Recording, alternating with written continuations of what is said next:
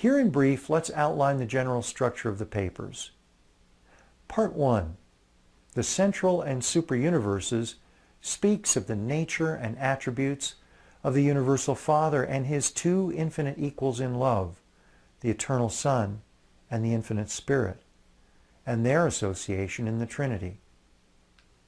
It discusses the cosmology of the 7 evolutionary universes having beginnings and perfecting in time that surround the eternal, ever-perfect central creation, all surrounding the eternal Isle of Paradise. We're told about our spiritual afterlife, its manifold stages, and the many diverse beings who further our universe ascension and ultimate attainment of the presence of God. Part 2, the local universe, reveals to us the nature of that smaller portion of the superuniverse that we initially inhabit, which Michael of Nebadon began with his spirit consort, the creative Mother Spirit. Our initial material life and pre-spirit evolutionary existence in Urantia form is described in depth, as are the many celestial beings involved in our watch care and in fostering our soul's evolution from inception and growth to eventual pure spirit status. The normal developmental sequence of the inhabited worlds and particular irregularities in development in our segment of the local universe is revealed, as is the destiny of perfection of all planetary civilizations. Part 3, the history of Urantia, covers the cosmic, geophysical, life, and human evolutionary history of our planet, Urantia. The first 3 epical revelations are presented in their historical contexts, and their impacts on subsequent societal and religious evolution are treated in depth. The thought adjusters, fragments of the immanent presence of God indwelling our minds from the moment of our first moral decision, are revealed for the first time. The Trinity and conceptual exploration of the absolutes are fully studied. The last papers in the series are revealing the Supreme Being, the finite evolutionary God, rudimentarily conceived of as the Tao in the East and the Oversoul in the West. Part 4, the life and teachings of Jesus, reveals Michael of Nebadon's final, 7th unique bestowal as Joshua ben Joseph on Urantia. This narrative sets the stage for his birth and growth through childhood and his never-before-revealed youth and manhood prior to his public life. His death, resurrection, and ascension are revealed to a greater extent than ever before. And it's also revealed that this was the 4th epical revelation to our planet. It isn't important that you believe the claims of its authorship. It is important that you suspend judgment just sufficiently enough to let the teachings speak for themselves to your heart and mind. Let me illustrate briefly how that lived itself out in my own experience of finding the Urantia Book.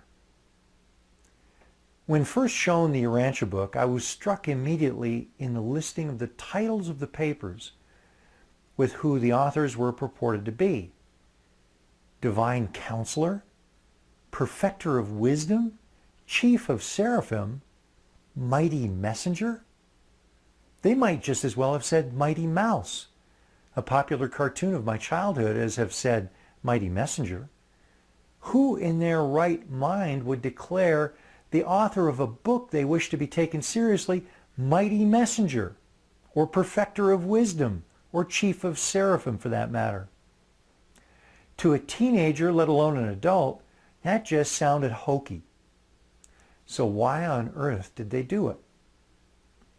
Didn't the revelators know how many people would reject the book out of hand after seeing those authors' names? Then the light bulb went on.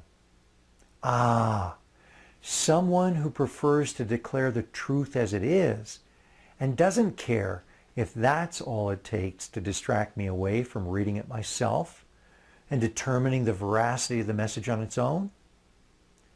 It had a reverse psychological effect on me. Even the dust jacket, seemingly over-the-top synopses of the 4 parts of the book had intriguing appeal to me. I decided then and there that I was curious enough to read it. I would only put it aside if I discovered patent untruths or glaring internal inconsistencies. But I would look proactively for those inconsistencies and untruths. I adopted a decidedly artificial attitude of skepticism to avoid accepting too easily what would be presented. I had one of Clyde Bedell's Concordexes and skipped around quite a bit, looking for answers to my many questions and curious musings.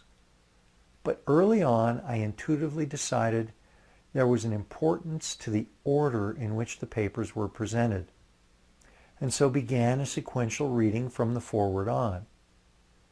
As a lad of 11, I would pick up my dad's old 8th grade algebra books and read through, not understanding very much. How could you add letters to get anything of meaning? I racked my brain, but I couldn't quite get it, and never asked anyone to explain that to me. But that experience did 2 things.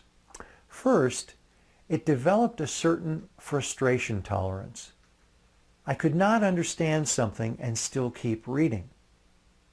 I would read and my mind would wander to other things until I realized I'd read on unconsciously and needed to refocus. That would happen continually, again and again. But I would just keep coming back to the material where I'd left off. The second thing I learned occurred much later. When I took algebra 2 or 3 years later in school, there was already something familiar about what I was learning. That familiarity, coupled with frustration tolerance, stood me in good stead.